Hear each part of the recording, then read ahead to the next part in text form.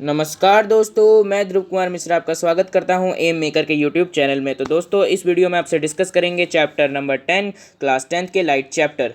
तो स्टार्ट करते हैं। जैसा हम जानते हैं, चैप्टर की हेडिंग दे रखी है लाइट। लाइट मने क्या?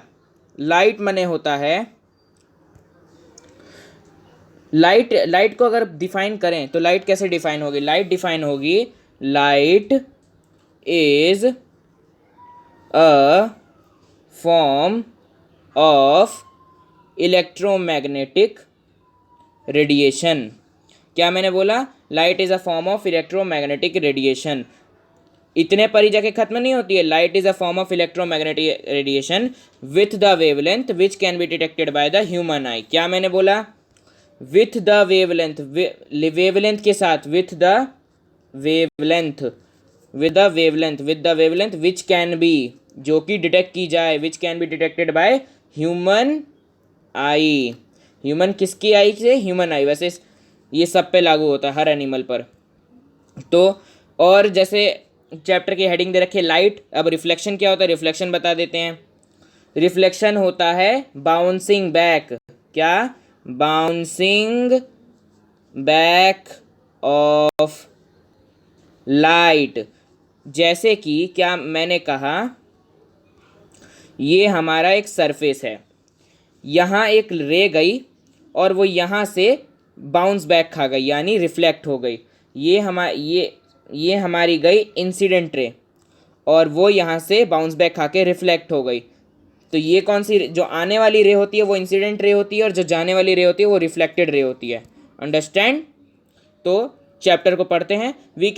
We see a variety of object in the world around us, however we are unable to see anything in a dark room. हाँ, किसी भी ऑब्जेक्ट को देखने के लिए उसके ऊपर लाइट की रोशनी का पड़ना बहुत ज़्यादा ज़रूरी, क्या कंपलसरी है।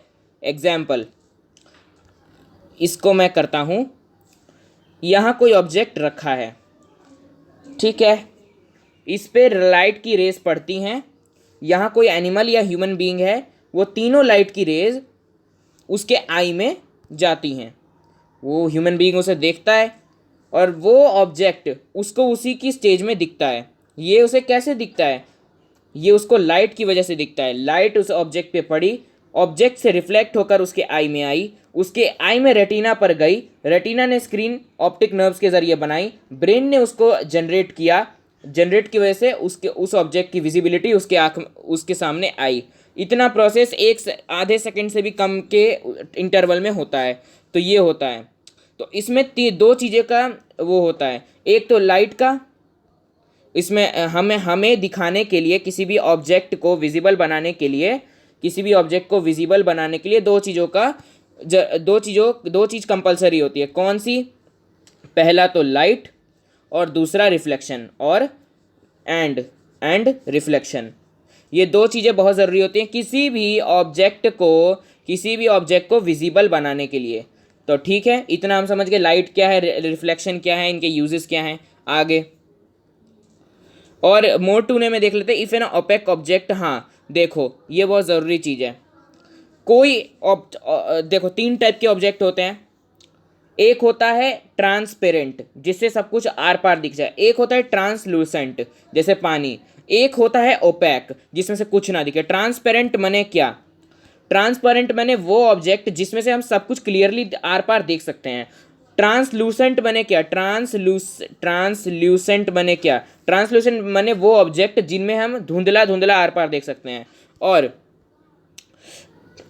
ओपेक मने क्या? जिनमें हम बिल्कुल भी नहीं देख सकते। एटम इतने क्लोज होते हैं कि हमें बिल्कुल भी नहीं देख सकते हैं। तो कंक्लूजन ये निकलता है, तीन टाइप के ऑब्जेक्ट होते हैं, opaque, translucent, transparent. Okay, if an opaque object, अब देखो यहाँ हमारी लाइट की रेज हैं, ये जा रही हैं। एक ट्रांसपेरेंट को पार किया, एक ट्रांसपेरेंट ऑब्जेक्ट को पार किया, फिर ये जा रही हैं। ये तो ट्रांसपेरेंट हो गया। अगर ये ट्रांसपेरेंट ऑब्जेक्ट था तो इसकी कोई परछाई नहीं बनेगी। और यहाँ एक ट्रांसल्यूसेंट ऑब्जेक्ट आ गया, यहाँ पर भी इसकी कोई परछाई नहीं बनेगी, क्योंकि लाइट पास हो रही है। यहाँ एक ओपेक ऑब्जेक्ट आ गया है, यानी लकड़ी ले लेते हैं, तो उस पर जब लाइट पड़ेगी तो उसकी परछाई बन जाएगी, उसकी शैडो बन जाएगी, और उसी के इरेक्ट में होगी, यानी उसी के साइज की होगी। एक भी इमेज या एक भी एटम का डिस्टेंस इधर से उधर नहीं होगा, नहीं होगा एक भी ऑब्जेक्ट, एक भी एटम का डिस्टेंस। ओके, इतनी बात समझ में आई। आगे, very small light has a tendency to bend around it and not walk in a straight line. हाँ देखो, एक चीज़ और बता देता हूँ, रिफ्रैक्शन क्या है। रिफ्रैक्शन मैं अभी समझा देता हूँ, एक अभी हिंट देता हूँ इसके बारे में आगे पढ़ेंगे, क्योंकि रिफ्रैक्टिव इंडेक्स भी बहुत सारा इसमें वो है। तो अभी इतना बता देता हूँ, आज तक जो हम पढ़ते आए हैं कि प्रकाश जो होती है वो हमेशा स्ट्रेट लाइन में ट्रेवल करती है। ऐसा तब तक है जब तक उसके पाथ में, जब तक उसके पाथ में एक एक लेंस, एक मिरर या फिर कोई ऑप्टिक ना आ जाए, कोई भी ऑप्टिक मटेरियल ना आ जाए। जैसे जैसे क्या, straight line effecting known as differentiation line then the straight line optic rays fall. ठीक है, तो यही तीन चीज़ें हो सकती हैं क्या, या तो ऑब्जेक्ट के बीच में कोई मिरर, कोई लेंस या फिर कोई ऑप्टिक मटेरियल आ जाए। बस यही तीन चीज़ें अगर आ गई तो क्या हो जाएगा, लाइट का जो डायरेक्शन का प्रोपोगेशन है वो चेंज हो जाएगा। अगर लाइट ऐसे जा रही थी किसी ऑब्जेक्ट पर तो क्या होगा, लाइट जो है वो बेंड हो जाएगी और वो ऐसे चली जाएगी। लाइट जा रही होगी ऐसे लेकिन वो चली जाएगी ऐसे, रिफ्रैक्टिव इंडेक्स रिफ्रैक्ट हो जाती है। तो रिफ्रैक्शन का क्या मतलब हुआ, रिफ्रैक्शन का मतलब हुआ light changes it's when lights travel obliquely from one medium to another, it changes is it changes its propagation of direction from one medium to another, है ना। इसको ऐसे हम डिफाइन कर सकते हैं रिफ्रैक्शन को, लेकिन इसके बारे में डिटेल में आगे पढ़ेंगे, तो हम अभी इस पे ध्यान दे रहे हैं। Shadow of an opaque object point to this straight line path light usually indicated as a ray of light. Okay, in this chapter we will study, इस चैप्टर में हम पढ़ेंगे रिफ्लेक्शन के कुछ फिनोमिनन, रिफ्रैक्शन के कुछ फिनोमिनन और light के स्ट्रेट लाइन में चलने के प्रोपोगेशंस। दीज बेसिक्स कॉन्सेप्ट, ये बेसिक्स कॉन्सेप्ट हमें मदद करेंगे आगे पढ़ने में ऑप्टिकल फिनोमिना इन नेचर। ठीक है, आगे 10.1 पे आते हैं। 10.1 क्या कह रहा है, 10.1 कह रहा है रिफ्लेक्शन। क्या क्या कह रहा है सर 10.1, रिफ्लेक्शन। क्या बोला, रिफ्लेक्शन ऑफ लाइट। मैंने आपको पहले ही समझाया था रिफ्लेक्शन क्या होता है, फिर से बता देता हूँ। बाउंस बैक ऑफ लाइट, क्या, bounce back of light, bounce back of light from an object, यही होता है रिफ्लेक्शन ऑफ लाइट। देखते हैं आगे, कोई हाईली पॉलिश सरफेस है, कोई भी हाईली पॉलिश सरफेस है, मिरर ले लेते हैं, वो क्या करेगा, वो करेगा it reflects most of the light falling on it. वो जितनी भी उस पर लाइट रेस पड़ रही होंगी, ऑलमोस्ट माने सारी से बस थोड़ा कम। अब सारी से थोड़ा कम क्यों बोला, उसके बारे में बाद में पढ़ेंगे। कोई भी मिरर ले लिया मैंने, ऐसे सीधे मैं ले लेता हूँ, ये एक मिरर है, इसमें कुछ लाइट रेस पैरेलल जा रही होंगी और कुछ लाइट रेस टेढ़ी मेढ़ी कैसे भी जा रही होंगी। क्या करेगा, वो सभी लाइट रेस को, क्या बोला, सभी लाइट रेस को, सभी तो रही ऑलमोस्ट, यानी एक छूट जाएगा और बाकी सभी लाइट रेस को वो क्या करेगा, रिफ्लेक्ट कर देगा, बाउंस बैक कर देगा। Bounce back of light from an object, from an object. तो यही होता है रिफ्लेक्शन ऑफ लाइट का कॉन्सेप्ट। तो आगे पढ़ते हैं। अब ये आगे एक बार बोल रहा है, देखो रिफ्लेक्शन ऑफ लाइट के ना कुछ रूल्स होते हैं, कुछ लॉज होते हैं जिन्हें हमें पढ़ना होगा। देखो रिफ्लेक्शन ऑफ लाइट के दो रूल्स होते हैं, क्या होते हैं, दो रूल्स होते हैं या दो लॉज होते हैं, उनसे ही रिफ्लेक्शन ऑफ लाइट इंडिकेट किया जाता है। और इसे ढूंढने में थोड़ा टाइम लगा था, तो पढ़ते हैं क्या रूल है।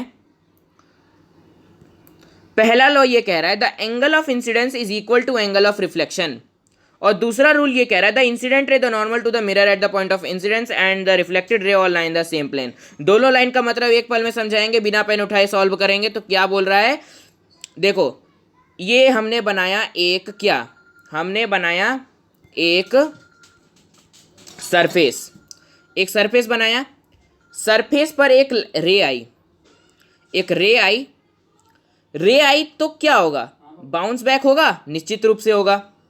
अब ये ब्लैक होल का कॉन्सेप्ट मत लाइए, यहाँ पर सिंपल अभी हम चल रहे हैं। एक रे आई, वो रिफ्लेक्ट हो गई, बाउंस बैक खा गई। आने वाली रे को इंसिडेंस कहते हैं, इंसिडेंट रे, और जाने वाली रे को रिफ्लेक्टेड रे कहते हैं, सब जानते हैं। ओके, पहला लो ये कह रहा है, ये 9th में भी हमने पढ़ा है, आई जो होता है ना, ये एंगल आई, और जो एंगल आर होता है, जो इंसिडेंट रे और जो रिफ्लेक्टेड रे एंगल बनाती है ना, ये दोनों रेज जब एंगल बनाती है ना, तो इन दोनों का एंगल होता है ना, एंगल आई इक्वल टू में एंगल आई और एंगल आर, वो दोनों बराबर होते हैं। क्या होते हैं? दोनों बराबर होते हैं, इक्वल होते हैं। क्या बोला मैंने? इक्वल होते हैं, इक्वल होते हैं। ओके, समझ गए? तो बहुत बढ़िया। दूसरा, पेन उठाए, सॉल्व करेंगे। क्या बोल रहा है? एक क्या लिया हमने? सरफेस लिया, सरफेस लिया। ओके, एक इंसिडेंट रे है, एक नॉर्मल है, normal to the mirror at the point of incidence, और एक रिफ्लेक्टेड रे है। 3 रे हो गई, 3 रे हो गई। तो देखो जरा ध्यान से पढ़ो, इस लाइन में क्या बोल रहा है? The incident ray, the normal to the mirror, the normal to the mirror, देखो क्या होता है, the normal to the mirror. ये हमने बनाया एक सरफेस, यहाँ पर गई एक रे परपेंडिकुलर, तो परपेंडिकुलर का 90 डिग्री साइन लगाते हैं, तो क्या होगा? ये नॉर्मल होगी इस ऑब्जेक्ट के रिस्पेक्ट में, ये नॉर्मल होगी इस ऑब्जेक्ट के रिस्पेक्ट में, क्योंकि ये परपेंडिकुलर गई है ये रे। ठीक है, ओके। तो क्या बोल रहा है, फिर से एक बार समझते हैं। ये हमने बनाया एक सरफेस, ये एक रे, कौन सी? ये जो आ रही है, आने वाली रे को क्या कहते हैं? चिल्ला के बोलो, आवाज आएगी, इंसिडेंट रे। ठीक है, ये हमने बनाया एक नॉर्मल रे परपेंडिकुलर, ये हमने बनाया रिफ्लेक्टेड रे। 3 रे हो गई, ये आई, ये आर, ये नॉर्मल। 90 डिग्री मत दिखाओ, रहने दो। तो ये 3 रे हो गई, 3 रे हो गई। तो क्या बोल रहा है दूसरा? लो पढ़ो एक बार ध्यान से। The incident ray, the normal to the mirror at the point of incidence. इसको, इस लाइन को इतना बड़ा क्यों लिख रखा है? इसके पीछे एक रीजन है। The normal to the mirror, ये हमने मिरर बनाया, सरफेस नहीं है। सरफेस तो बनाया है, सरफेस के रूप में क्या बनाया? मिरर बनाया है। The normal to the mirror, the normal to the mirror, mirror पर, the normal to the mirror, और the normal to the mirror at the point of incidence, incidence के पॉइंट पर, इंसिडेंस के पॉइंट पर, at the point of incidence, and the reflected ray, all line same plane. ठीक है, ये 3 raise, जब ये 3 रेज क्या होंगी? Incident ray, reflected ray, normal रे, तीनों एक ही प्लेन, एक ही सेम प्लेन पर लाई करेंगी। ठीक है ना? इंसिडेंट रे जब रिफ्लेक्ट होगी, देखो क्या होता है, जब इंसिडेंट रे और रिफ्लेक्टेड रे रहेंगी ना, तो उनके बीच में हमेशा नॉर्मल रे रहेगी। ठीक है, इतना बात ध्यान रख लेना। आई आर के बराबर है, ठीक है, नॉर्मल बीच में आ गया, तो क्या होगा? तीनों सेम प्लेन पर लाए करेंगी, सब तीनों 3 रेज होंगी ना, तो एक पर्टिकुलर पॉइंट पर 3 रेज लाई कर रही होंगी। ये लाइन ये कह रही है। ओके, तो इस लाइन का कॉन्सेप्ट क्या था? पहला, angle i equal to angle r. दूसरा, पहला लॉ खत्म, पहला लॉ हमारा खत्म। ठीक है, दूसरा लॉ क्या है? इंसिडेंट रे, नॉर्मल रे, और नॉर्मल ऐसे नहीं कहेंगे, नॉर्मल रे नहीं कहेंगे, the normal to the mirror at the point of incidence, incident, normal और रिफ्लेक्टेड रे तीनों सेम प्लेन पर लाए करेंगी, रहेंगी एक पर्टिकुलर पॉइंट पर। ओके, चलो ये दोनों लॉज हमने रिवाइज कर लिए जो 9th क्लास के थे। आगे कह रहा है, these laws of reflection are applicable to all type of reflecting surface. ये जो दोनों लॉज हैं ना, ये दोनों लॉज हैं रिफ्लेक्शन के। देखो, रिफ्लेक्शन हर बॉडी पर होता है, हर ऑब्जेक्ट पर होता है। ठीक है ना? अब स्पेस का नहीं पता, हर ऑब्जेक्ट पर होता है, चाहे वो लकड़ी हो, प्लास्टिक हो, लोहा हो, तांबा हो, कुछ भी हो, हर ऑब्जेक्ट पर रिफ्लेक्शन होगा, क्योंकि हर ऑब्जेक्ट पर लाइट पड़ेगी। ठीक है, समझ में आया?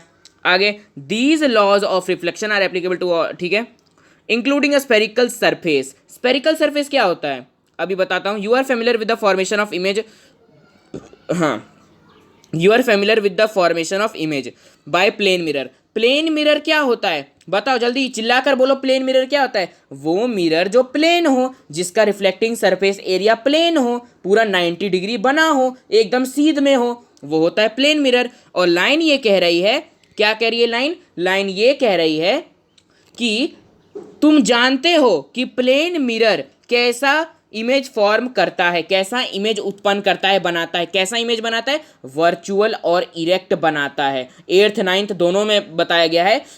प्लेन मिरर जब इमेज फॉर्म करता है तो क्या करता है, प्लेन मिरर वर्चुअल और इरेक्ट इमेज फॉर्म करता है।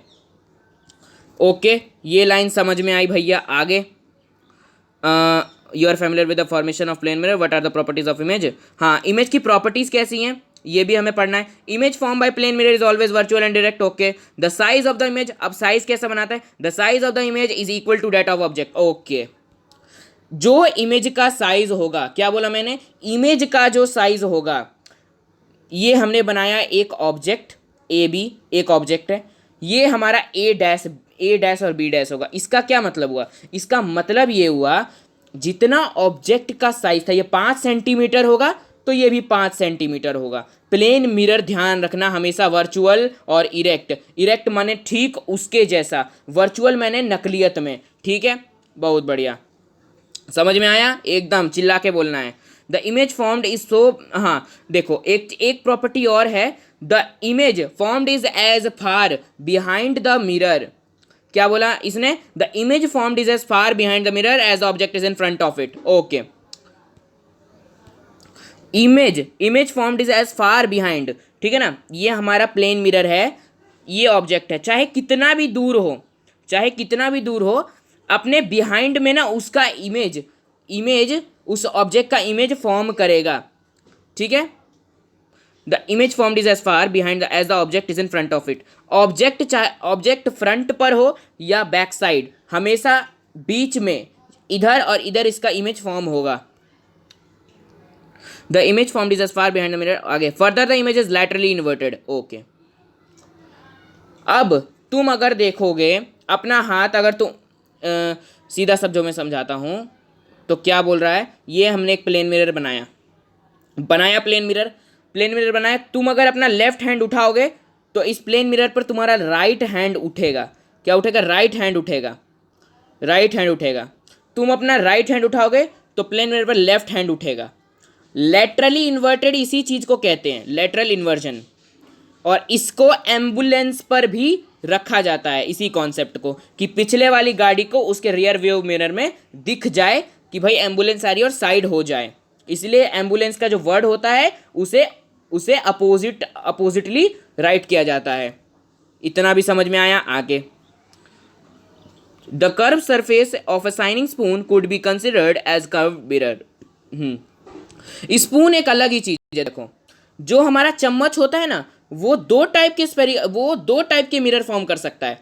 पहला तो अंदर वाला और एक बाहर वाला। अंदर वाले को कहेंगे हम, देखो एक चीज तो बताना भूल ही गया, स्पून जो फॉर्म करता है ना इमेज, तुम अपना शकल देखोगे तो स्पून जो फॉर्म करेगा वो स्पेरिकल मिरर इमेज फॉर्म करेगा। स्पेरिकल मिरर बताता हूँ क्या होता है, पहले ये समझ लो। स्पून के इनर पार्ट को हम कॉनकेव मिरर कहते हैं और स्पून के बैक साइड यानी आउटर पार्ट को हम कॉन्वेक्स मिरर कहते हैं। इतना समझ में आया, concave spherical mirror, convex spherical mirror, समझ में आया, बोर्ड में पूछेगा।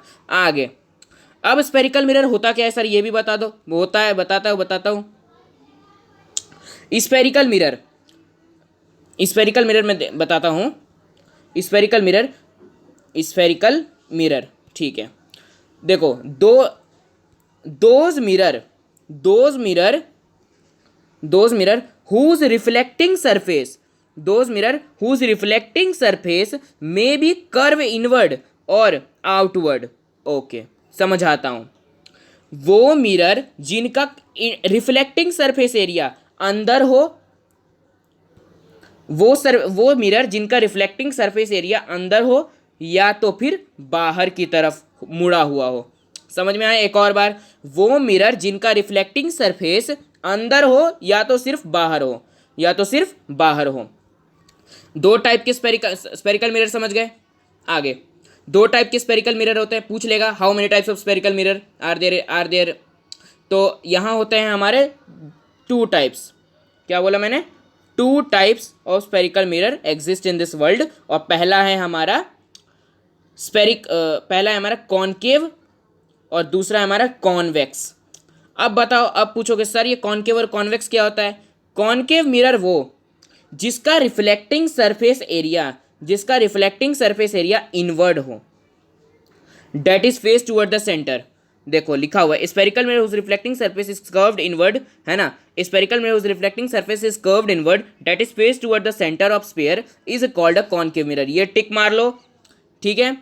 स्पेरिकल मिरर हुज रिफ्लेक्ट, एक minute, A spherical mirror whose reflecting surface is curved outward is called a convex mirror. The schematic representation of the mirror is shown figure 10.1. 10.1 देखो ये concave mirror है, एकदम pen बिना pen उठाए हमें जवाब देना है। तो पहला पूछेगा कॉनकेव क्या होता है, वो स्पेरिकल मिरर जिसका रिफ्लेक्टिंग सरफेस एरिया क्या हो, इनवर्ड हो। और पूछ लेगा कॉन्वेक्स मिरर क्या होता है, तो वो होता है वो स्पेरिकल मिरर जिसका रिफ्लेक्टिंग सरफेस एरिया आउटवर्ड हो, ठीक है ना, वो होता है हमारा कॉन्वेक्स मिरर। ये दोनों समझ गए। आगे कॉनकेव मिरर हो गया और कॉन्वेक्स मिरर हमने कवर करवा दिया। स्पेरिकल मिरर रिफ्लेक्टिंग, ठीक है। और देखो ये मैं बता देता हूँ ये क्या है, ये है कॉनकेव मिरर। क्या है, फिर से एक बार देखो, ये कौन सा मिरर है, ये है हमारा कॉनकेव मिरर। कॉनकेव कैसे याद रखेंगे, देखो केव कैसा दिखता है, केव कुछ ऐसा दिखता है, उसके अंदर जाता है शेर, अंदर ना जाता है तो देखो कॉनकेव मिरर में क्या होता है, अंदर ना लाइट रेज जा रही हैं, ध्यान से देखो, अंदर ना लाइट रेज जा रही हैं, बस। तो यही चीज़ ध्यान रखो, ये मिरर इसके अंदर लाइट रेज जा रही हैं, यानी कॉनकेव, इससे हम पता कर सकते हैं। और कॉन्वेक्स ये भी ज़्यादा वैसा अच्छा नहीं है, तो कॉन्वेक्स माने ये कॉन्वेक्स हो गया जिसके रिफ्लेक्टिंग सरफेस एरिया आउटवर्ड हो। इनवर्ड से ही आप समझ सकते हो ना, इनवर्ड से ही एक तो ये पेन, इनवर्ड से ही आप समझ सकते हो ना, इनवर्ड यानी अंदर, आउटवर्ड यानी बाहर को रिफ्लेक्टिंग सरफेस, बस। आगे such mirror whose reflecting surface are spherical mirrors.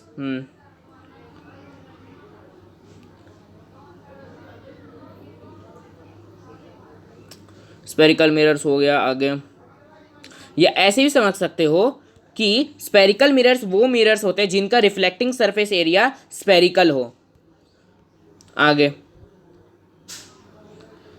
Before we move other spherical mirrors, हाँ देखो आगे बढ़ने से पहले हमें स्पेरिकल मिरर्स के कुछ कंपोनेंट्स के बारे में ध्यान रखना होगा। वो कौन से कंपोनेंट्स है सर, वो कंपोनेंट्स है हमारे पोल यानी P, centre of curvature, radius, पूछ लेगा रेडियस और प्रिंसिपल फोकस में क्या वो है, फोकल लेंथ में, सॉरी प्रिंसिपल फोकस नहीं, फोकल लेंथ में क्या रिलेशन है, प्रिंसिपल फोकस क्या होता है, प्रिंसिपल एक्सिस क्या होता है, सब पूछ लेगा तो क्या जवाब दोगे। मैं पढ़ाता हूँ, एकदम निश्चिंत रहकर पढ़ना है। तो पहले हम एक एक करके सारा पढ़ेंगे। तो फर्स्ट ऑफ ऑल देख लेते हैं हम इसे। पूछ लेगा, क्या पूछ लेगा वो पूछेगा before we move further on spherical mirror we need to recognise and understand a few terms. कुछ टर्म्स को पढ़ना होगा जो मैंने आपको अभी पहले ही बता दिया। क्या है वो टर्म्स सर, वो टर्म्स है पी। पहला, हम फर्स्ट सेकंड हम इंक्रीजिंग ऑर्डर में चलेंगे। ओके सर, पहला पी है तो मैं साफ कर लेता हूँ। और पी यानी पोल। पोल क्या होता है सर, पोल होता है हमारा, देखो रिफ्लेक्टिंग सरफेस होता है ना। मान लो मैं एक लेता हूँ, मैं क्या लेता हूँ, मैं लेता हूँ एक कॉनकेव मिरर ले लिया मैंने, ढंग से नहीं बना, एक बार ढंग से बनाने दो। एक मैंने लिया कॉनकेव मिरर,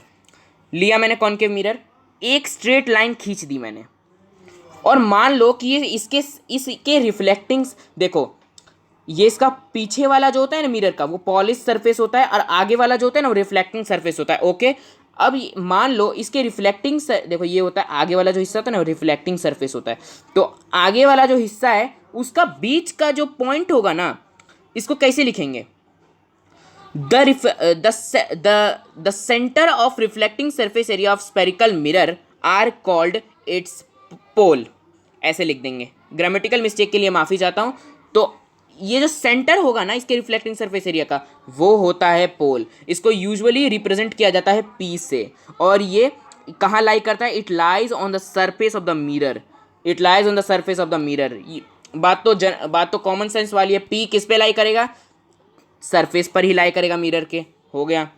तो बहुत शानदार तरीके से हमने ये समझ लिया। आगे ये पे जो पैराग्राफ है ना, सुनना ध्यान से, सुनना ये चीज़, ये जो पैराग्राफ है ना, अगर आपने इस पैराग्राफ को समझ लिया, इस पैराग्राफ को, तो मतलब समझ लो आपका आधा चैप्टर तो यहीं पर, आधा चैप्टर नहीं, 25% यहीं कवर हो जाएगा आपके चैप्टर का। बाकी 75% मैं कवर करवाऊंगा। यही जो है ना, वो 25% यहीं से क्वेश्चन पूछा जाएगा, इस अगर चैप्टर से पूछा गया तो समझना इस चीज़ को। ये पैराग्राफ कौन कौन सा मैं बता देता हूँ।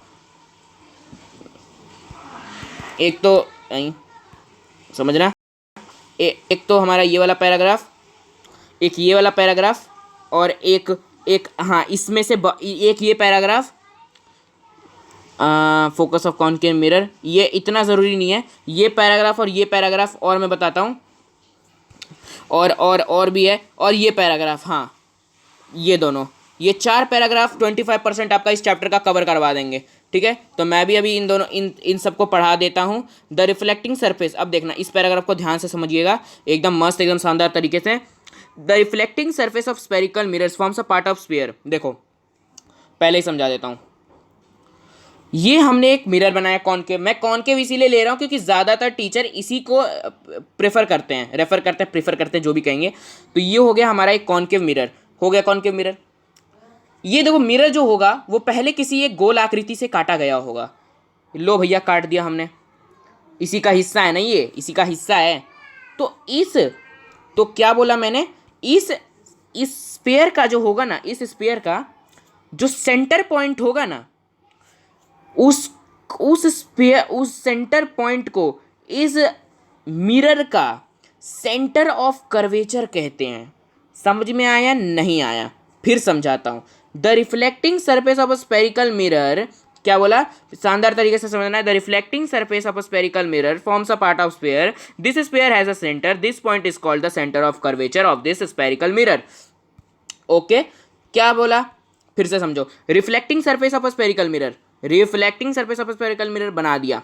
Forms a part of sphere, forms a part of sphere, ठीक है। This sphere has a centre, इस स्फीयर का एक सेंटर होगा। This point is called the centre of curvature of this spherical mirror. यहां से यहां तक की दूरी तो अभी नहीं बताऊंगा, ये तो हो गया रेडियस हो गया।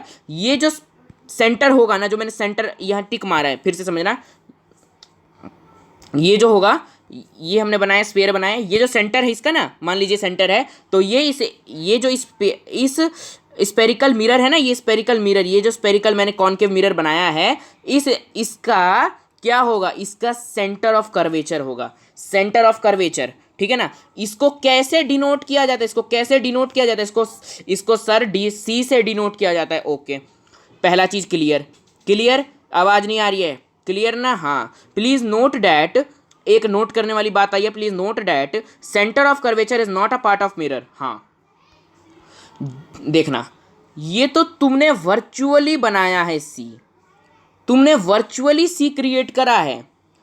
ठीक है, तुमने क्या किया, वर्चुअली सी क्रिएट करा है। ये जो सेंटर ऑफ कर्वेचर है ना, ये रियलिटी में इस स्पेरिकल मिरर का कोई हिस्सा ही नहीं है। ठीक है, आगे आगे प्लीज नोट एट दिस। ठीक है, इट लाइज आउटसाइड इट्स। हाँ, ये जो है ना, ये जो है सेंटर ऑफ कर्वेचर जो था, मान लीजिए सी था, ये इसके बाहर लाई करता है, तभी ना ये इसका पार्ट नहीं है। ठीक है, आगे द सेंटर ऑफ कर्वेचर यहाँ फ्रंट में लाई करता है। आगे however it lies behind the mirror in case of convex. हाँ देखो देखो, एक चीज गौर करने वाली है। However it lies behind the mirror in case of convex mirror. समझिए क्या कह रहा है, ये लाइन क्या कह रही है। ये हमने क्या बनाया, हमने बनाया एक कॉन्वेक्स मिरर। इसका जो रिफ्लेक्टिंग सरफेस एरिया, ये क्या है, बाहर को है ना इसका रिफ्लेक्टिंग सरफेस एरिया। लेकिन जो सेंटर ऑफ कर्वेचर होगा ना, वो हमेशा फ्रंट में नहीं रहेगा, कॉन्वेक्स मिरर के केस में बिहाइंड में आ जाएगा। समझे, बिहाइंड में आ जाएगा, क्योंकि कॉन्वेक्स मिरर उल्टा काटा गया है, उल्टा काटा गया है ना। तो स्पेयर जहां से काटा गया होगा वहीं से राइट साइड में क्या होगा, राइट साइड मैंने बिहाइंड गया होगा, तो बिहाइंड में क्या होगा, सी होगा, सेंटर ऑफ कर्वेचर होगा। समझ में आया? आवाज नहीं आ रही है? हाँ आया। तो the centre of curvature in in it lies behind the, ठीक है, नोट दिस। और पहले A and B, the radius of sphere in which reflecting, देखो एक चीज और सामने आई है। क्या है वो चीज? देखो, the radius of sphere in of which the reflecting surface of spherical mirror forms a part is called the radius of curvature of the mirror. क्या क्या क्या बकवास लिखी है ये। देखो, ये हमने बनाया द रेडियस ऑफ स्फीयर, लो बना दिया स्फीयर का रेडियस। एक मिनट, स्फीयर का रेडियस बनाना है ना, ये हो गया radius. The radius of sphere of which reflecting surface of spherical mirror, ये हमारा कॉनकेव मिरर भी था, ये स्फीयर का हिस्सा भी है। Reflecting surface area forms a part, अब यहाँ से यहाँ तक जो दूरी हो गई ना, ये इसका रेडियस होगा। ये क्या होगा? जो हमने बनाया था ना सेंटर ऑफ कर्वेचर, तो सेंटर ऑफ कर्वेचर से लेकर पोल की दूरी तक ये इसका सेंटर था। ये इस स्फीयर का सेंटर था। तो सी से लेकर पी तक की दूरी क्या बनाएगी? Radius of curvature, ROC, radius of curvature. Okay sir. और इसको कैसे डिनोट किया जाता है? इसको R से डिनोट किया जाता है सर। आगे, you may know that distance PC is equal to radius of curvature, मैंने पहले ही बता दिया। हाँ, अब देखो क्या बता रहे, प्रिंसिपल एक्सिस के बारे में बता रहे हैं, ध्यान से समझिएगा, एकदम मेन चीज पे आ गए हैं। देखो, यू मे नो डैट, ये बता दिया, imagine a straight line passing through the pole and the centre of curvature. Okay, pole बना दिया, सेंटर ऑफ कर्वेचर बना दिया, ठीक है, समझ में आ रहा है। सी से पी से एक लाइन पास कराई, सी और पी से एक लाइन पास कराई, passing through the pole and the centre of spherical mirror. ये जो लाइन होगी ना, क्या बोला? ये जो लाइन होगी ये प्रिंसिपल एक्सिस होगी, ये प्रिंसिपल एक्सिस होगी। तो सिंपल भाषा में क्या कहेंगे वो, अरे यार, वो लाइन जो पोल और सेंटर ऑफ कर्वेचर से पास हो रही हो, सेंटर ऑफ कर्वेचर से पास हो रही हो, वो लाइन प्रिंसिपल एक्सिस कहलाएगी, प्रिंसिपल एक्सिस कहलाएगी। This line is called the principal axis. Remember that principal axis normal to the mirror, हाँ, at its pole. Principal axis इस पोल पर 90 डिग्री बनाएगा। ऐसा ऑफिशियली नहीं है, मतलब स्ट्रेट होगी, एकदम नॉर्मल होगी। मैंने कहा था ना, नॉर्मल जब किस सरफेस पर बनाएगा वो 90 डिग्री बनाता है रे बाबा। तो 90 डिग्री बनाएगा, ये 90 डिग्री है पोल पर, तो ये भी 90 डिग्री। लेकिन मैं 90 डिग्री ऑफिशियली नहीं कह रहा हूँ, ये ऐसा मुझे अभी पूरी तरीके से पता नहीं है। मैं 90 डिग्री को ये कह रहा हूँ एकदम स्ट्रेट होगी, एकदम स्ट्रेट होगी, नॉर्मल होगी, ये मैं इधर दर्शाना चाहता हूँ। हाँ, तो of spherical mirror, this line is called the principal axis. Remember that principal axis normal to the mirror, ठीक है। लेट अस, हाँ, एक्टिविटी अब देख लेते हैं। एक चीज़ जो मुझे पहले नहीं समझ में आई थी, मैं आपको समझा देता हूँ ये चीज़। ये आप दो फिगर देख सकते हैं, ये दो फिगर आप देख रहे हैं। इसको समझने से पहले आपको इन लॉज को आना ज़रूरी है। क्या? इन लॉज को। ये बहुत ही ज़रूरी है, ये बहुत ही ज़्यादा ज़रूरी है, इम्पॉर्टेंट है। किस चीज़ के लिए? उस चीज़ के लिए, इस चीज़ के लिए, इस चीज़ के लिए। ये दोनों फिगर्स आपको कहाँ से समझ में आएंगे? इस फिगर से। किससे सर? इस फिगर से। ओके सर, तो और समझते हैं। द पेपर एट बीइंग, ये बेकार है, eventually the spot of light focus of, एक मिनट, मैंने आपको पहला वाला समझा दिया, हाँ ठीक है, ओके, हाँ, तो हाँ ठीक है। एक नंबर ऑफ देखो, एक क्वेश्चन उठता है कि सर बताइए प्रिंसिपल, एक मिनट, प्रिंसिपल कॉनकेव मिरर का प्रिंसिपल फोकस क्या होता है? पहले तो समझ लीजिए प्रिंसिपल फोकस होता क्या है। प्रिंसिपल फोकस, एक मिनट, मैंने देखा नहीं था क्या? It represented by, you may know that principal line, principal axis, principal axis. Remember that principal focus के बारे में कहा इन्होंने, नहीं बताया क्या?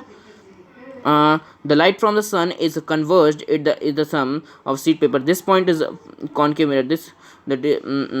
A number of rays parallel to the principal axis are observe the reflected rays intersecting.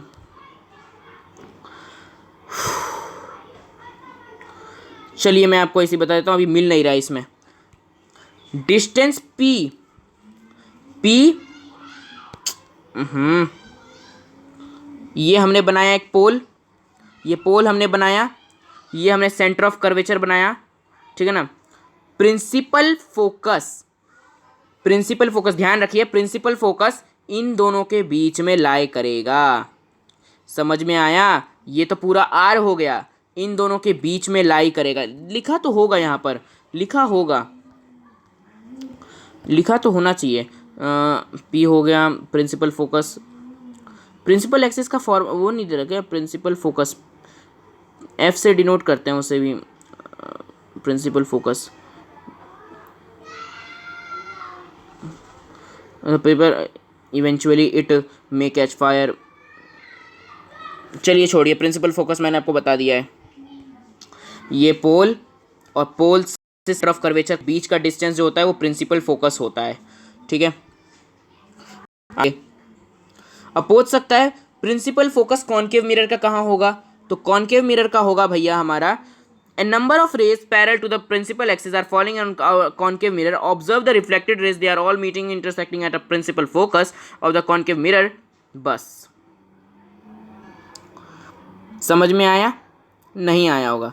The reflected ray appear to become principal focus. This point is called principal focus. देखो हमें कहाँ से कहाँ तक मैं आपको टिक लगवा देता हूँ। एक number of rays parallel to the principal axis are falling on a concave mirror. देखो टिक क्या लगवाना समझा ही देते हैं, समझा हुआ कॉन्सेप्ट इज पावर। ये हमने बनाया एक concave mirror, pole, centre of curvature. जितनी लाइट रेज होंगी सब प्रिंसिपल फोकस पे इंटरसेक्ट होंगी, सब क्या होंगी? इंटरसेक्ट होंगी यहाँ पर, ठीक है ना। Intersecting at a point of principal axis, principal axis at a principal axis, principal एक मिनट, प्रिंसिपल एक्सिस, हाँ, concave mirror. Similarly observe reflected convex mirror, the reflected ray appeared to the principal focus of the convex mirror. ये तो reflect होंगी और यही इसमें उल्टा हो जाएगा, वो अपीयर होंगी, ठीक है। द प्रिंसिपल फोकस आ गया, प्रिंसिपल फोकस आ गया। The principal focus is represented by the letter F, ठीक है ना। The distance between pole and the principal focus of spherical mirror is called focal length.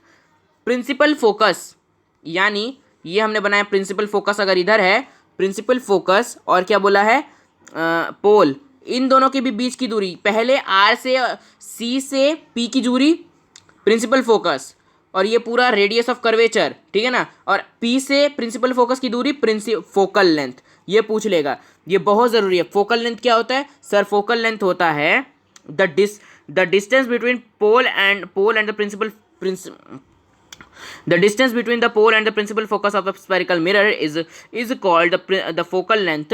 is called the focal length, ठीक है ना। ये होता है हमारा फोकल लेंथ हो गया। और ये कैसे रिप्रेजेंट किया जाता है? ये एफ से रिप्रेजेंट किया जाता है। कैसे रिप्रेजेंट किया जाता है? एफ से रिप्रेजेंट किया जाता है। ओके सर, आगे।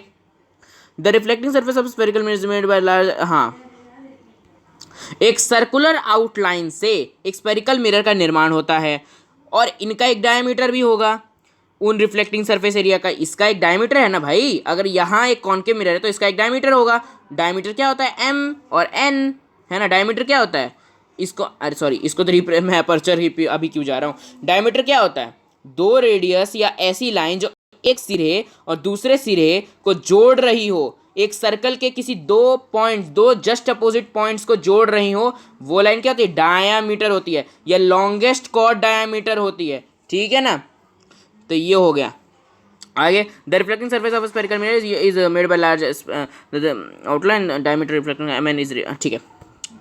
एक रिफ्लेक्टिंग सरफेस, क्या एक हमने कॉनकेव मिरर बनाया, इसका जो रिफ्लेक्टिंग सरफेस होगा उसका जो डायमीटर होगा उसको हम अपर्चर कहते हैं। उसकी रिफ्लेक्टिंग सरफेस, किसी स्फेरिकल मिरर के रिफ्लेक्टिंग सरफेस एरिया के डायमीटर को हम एम एन से रिप्रेजेंट करते हैं और इसी एम एन को हम क्या कहते हैं? अपर्चर कहते हैं, ठीक है।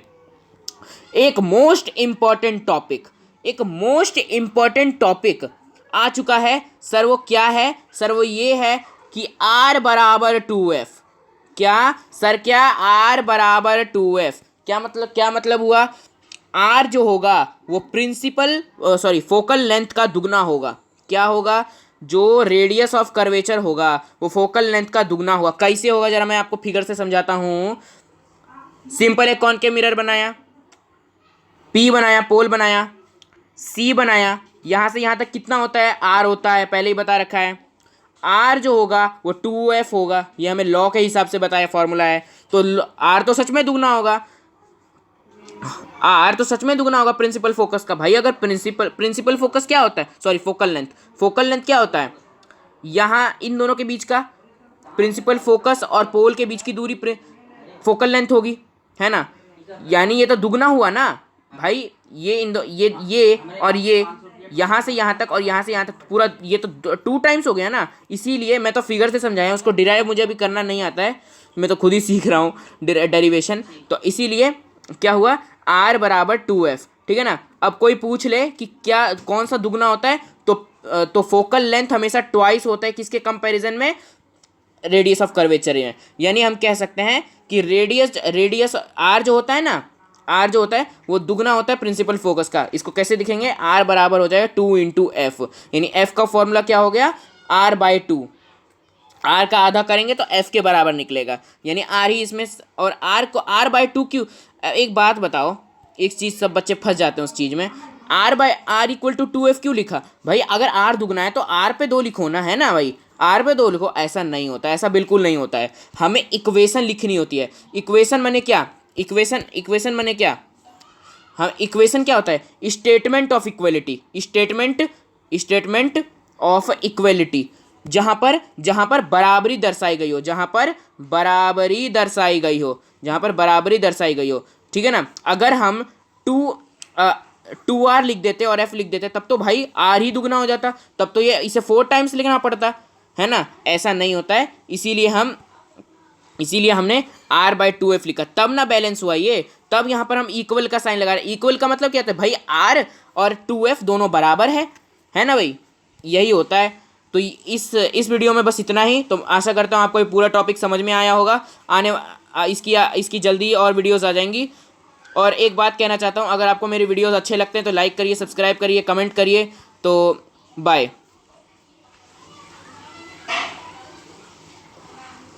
इतना एक सांस में बोल ले गया।